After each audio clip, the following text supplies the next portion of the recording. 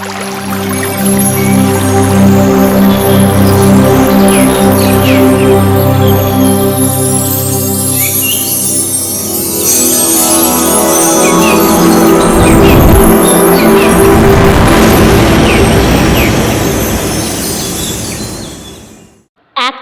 গানের আসরের পর প্রফুল্লবাবু বললে, বীরু, ঠাকুরের আশ্রমে যাচ্ছি, চল আমার সঙ্গে, বেরিয়ে আসবি। ঠাকুরের বসত বাড়ি, ডিসপেন্সারি ঘর, পাঁচচালা এসব ছাড়া আরও দু একখানা ঘর হয়েছে তখন ঠাকুর বাড়িতে। অতিথি অভ্যাগত এবং ভক্তরা এসে থাকে, তাদের থাকবার ব্যবস্থা করতে হয়েছে। সব নিয়ে এখন বলা হয় আশ্রম। কেউ বলে অনুকূল ঠাকুরের আশ্রম, কেউ বলে সৎসঙ্গ আশ্রম। বীরু একটু ভাবলে, ভেবে বললে, তা আপনার যখন ইচ্ছে হয়েছে আপনার সঙ্গে সঙ্গ দিতে পারি, কিন্তু আগেই বলে দিচ্ছি আমি যাব বাইরের লোক হিসাবে, আমি তো দলভুক্ত নই, আমি প্রণাম টনাম করতে পারবো না। তা তুই প্রণাম না করলি তাতে কি যায় আসে, সঙ্গে থাকলেই যে প্রণাম করতে হবে তার কি মানে আছে? প্রফুল্লবাবু কোমল মেজাজে ভাইপোকে টানে। শনিবারে একটু সকাল সকাল কাছারি থেকে ফিরে দুটোর স্টিমারে চেপে বসল খুড়ো ভাইপো।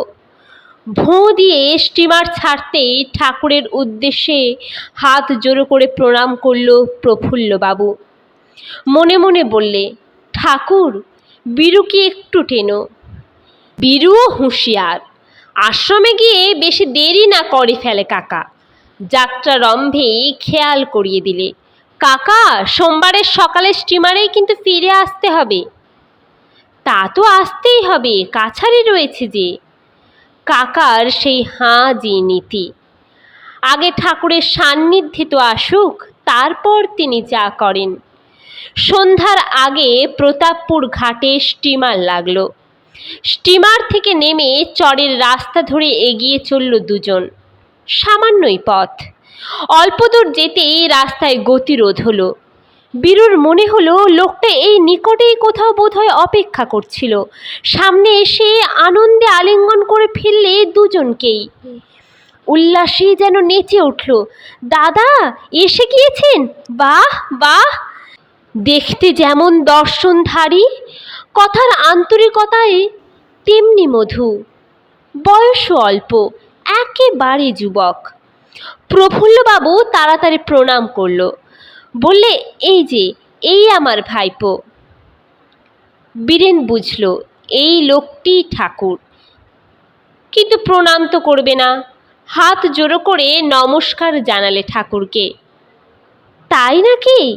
প্রফুল্লবাবুর কথা শুনে আরও খুশি হলেন ঠাকুর। বাহ বাহ, আবার আলিঙ্গন করলেন বীরুকে। মধুর সহাস্য দৃষ্টি দিয়ে তাকাতে লাগলেন, বললেন, আপনাদের পথ চেয়েই তো আমি বসে থাকি।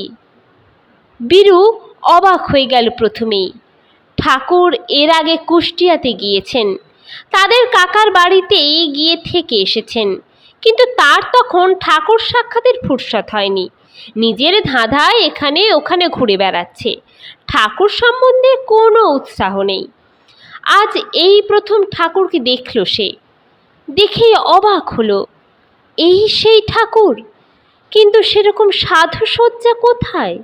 এ তো আমাদের মতোই দিব্যি ভদ্রলোক, কোনো ভরং নেই, বেশ মিশুকও আবার। হৃদয় তো একেবারে সরল।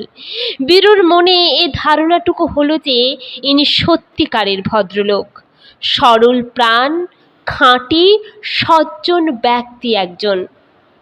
কিন্তু ওই যে বললেন আপনাদের পথ চেয়ে বসে থাকি, তার মানে কি?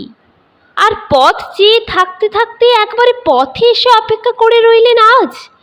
এ যে প্রবাসী পুত্রের অপেক্ষায় বসে থাকা মায়ের মতো একেবারে। কারণ কাকা তো খবর দিয়ে আসেনি, এ আশা হয়েছে অকস্মাৎ। এই মায়ের মতো টান, এই মায়ের মতো উৎকণ্ঠা। কেমন একটা বিস্ময়স্তব্ধ ভাব এলো বীরুর মনে, একটা ঔৎসুক্য বাসা বাঁধছে সেখানে। সঙ্গে করে একেবারে বাড়ির মধ্যে মায়ের কাছে এনে তুললেন ঠাকুর। মা, এই যে কুষ্টের দাদারা আইছে। মা বুঝলেন আরও দুজন ছেলে এসেছে তাঁর ঘরে। সরস্বতী দেবী বড় বাইরে বেরোন না। শাশুড়ির মারফত খবর এসে পৌঁছয়, এবেলা এতজন খাবে, রাত্রে খাইয়ে স্টিমার ধরিয়ে দিতে হবে এতজনকে। ঘরের কোণে থেকে বিশ্ব পরিচর্যার ভার নিয়েছেন তিনি। স্বামী তো একা ঘরের মানুষটি নন, স্বামী তাঁর 10 জনের, সর্বলোকের। বিশ্বমাতৃত্বের দায়িত্ব এসে পড়েছে তাই বড় বউয়ের উপর। মা হলেন সংসারের নিরলস কর্মী। একে খাওয়ানো, তাকে শোয়ানো, এবেলা 10 জন, ও বেলা 30 জন, যেটা নেই তার ব্যবস্থা করা, এই হলো মার 24 ঘন্টার ধাঁধা। কারখানার চাকার মতো ঘুরতে হচ্ছে তাকে। আর বড় বউ হলেন চাকার ধুর, ঘুরছে কিনা দেখা যায় না। ঘোমটার আড়াল থেকে সেবা দিচ্ছেন অকুণ্ঠ হাতে, নিশ্ছিদ্র করে রেখেছেন সংসারের শ্রী। অদৃশ্য নিয়ন্ত্রীর মতো নিয়ন্ত্রণ করে চলেছেন সব। শান্তি নেই, বিরক্তি নেই। সন্তান সেবার ভার পেয়ে মাতৃগৌরব অনুভব করেন মনে। স্বামী সেবার বৈচিত্র্য খুঁজে পান এই কর্মবাহুল্যের মধ্যে। কি সানুসন্ধিৎসু সহন পটুত্ব, কি সংযত বৃত্তি, অধ্যবসায় পরিবেদনা। যেখানে লক্ষ্মী সেখানেই প্রশান্তি, সেখানেই সহিষ্ণুতা। সরস্বতী দেবী হলেন স্বয়ং লক্ষ্মী স্বরূপা। খেয়ে পরিতৃপ্ত হলো বীরুরায়। প্রফুল্লবাবুর কাছে হলো প্রসাদ, বীরুর কাছে নেমন্তন্ন। পরের দিন রবিবার। স্নানের সময় তেল নিয়ে বসলেন ঠাকুর। বসে বীরেনকে ডাকলেন কাছে। আসুন দাদা, আসুন আমার কাছে। নিজের হাতে জামা খুলে তেল মাখিয়ে দিলেন বীরেনকে। সঙ্গে করে চান করিয়ে নিয়ে এলেন পদ্মা থেকে। কি অমায়িক আর নিরহংকার লোক! বীরেন অবাক হয়ে গেল ঠাকুরের সর্বগ্রাসী স্নেহ মমতায়। কি মাতৃসুলভ পরিচর্যা প্রবণতা! হৃদয়ে প্রনম্র হয়ে যায় এই অপূর্ব প্রণয়ী পরতা দেখে। ম্লান হয়ে গেল প্রণতি পরাণ মুখতা। অহংকারের দাঁড়া নুয়ে পড়ল, মন মেদুর হলো। খাওয়া দাওয়া সেরে বীরেনকে নিয়ে পাঁচচালায় বিশ্রাম করতে গেলেন ঠাকুর, বা বলা যায় ওকে নিয়ে একটু একান্ত হলেন। ঠাকুর তক্তপোষে চিত হয়ে শুয়ে পড়লেন। বীরুর ডান হাতখানা চেপে ধরলেন 2 হাতে। দাদা, আমার একটা মস্ত ব্যারাম আছে। বীরুর হাতখানা টেনে নিলেন নিজের বুকের কাছে। আপনার আবার মস্ত ব্যারাম? আপনার দিব্যি স্বাস্থ্য, দিব্যি চেহারা, আপনার কোনো কঠিন ব্যারাম আছে বলে তো মনে হয় না। আর আপনি নিজে ডাক্তার মানুষ। বীরু রীতিমতো আশ্চর্য হয়ে যায়, কথার কোনো ভাব খুঁজে পায় না। ওর বিস্ময় দেখে ঠাকুর একটু হাসেন, বলেন, কেন, ডাক্তার বলে কি আর ব্যারাম থাকতে নেই? না, তা বলছি নে, কিন্তু আপনার চেহারা দেখে তো তা মনে হয় না। আচ্ছা, হাতটা এখানে রাখুন দেখি। বীরুর ডান হাতখানা নিজের বুকের বাঁ দিকটায় বসিয়ে দিলেন। জিজ্ঞেস করলেন, কেমন মনে হচ্ছে? হার্টের বিট লাগছে বীরুর হাতে। লাফঠাপ লাফঠাপ স্পন্দন চলছে। কয়েক মুহূর্ত অনুভব করে বললে, কেন, বেশ চলছে, ঠিকই আছে। অনুশীলন সমিতির লোকদের ডাক্তারি বিদ্যার কিছু প্রাথমিক জ্ঞান থাকা চাই, কারণ সেবা শুশ্রূষা ফার্স্ট এডে সব তাদের করতে হয়। বীরুও তাই কিছু কিছু জানে। তাই হাতের স্পর্শে বুকের কাজ অনুভব করে বললে, কেন, ভালোই তো বোধ হচ্ছে, মোটামুটি যা বোঝা যায়। বেশ ভালোই বোধ হচ্ছে না? হ্যাঁ, তবে হাতটা আর একটু এদিকে ওদিক করে বসালে বীরু। কখনো আলতো করে, কখনো যথাসম্ভব চেপে হৃৎপিণ্ডের কাজ অনুভব করতে চেষ্টা করলো। কিন্তু হঠাৎ এমন হলো যে বীরু একটু ঘাবড়ে গেল। স্তব্ধ বুকের উপরে কান লাগালো, হাতের নাড়ি খুঁজলো, এ হাত ও হাত পাল্টে ধরলো, কিন্তু না, বিট পাওয়া যাচ্ছে না।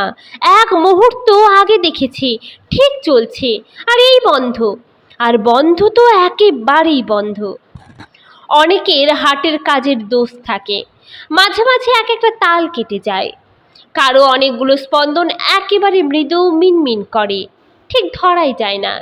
এ তো তা নয়, এ যে একেবারে লোপ, হার্ট ফেলুর। ঠাকুরের মুখের দিকে তাকায় বীরু, চোখের মনি দেখে। সত্যি প্রাণ আছে তো দেহে।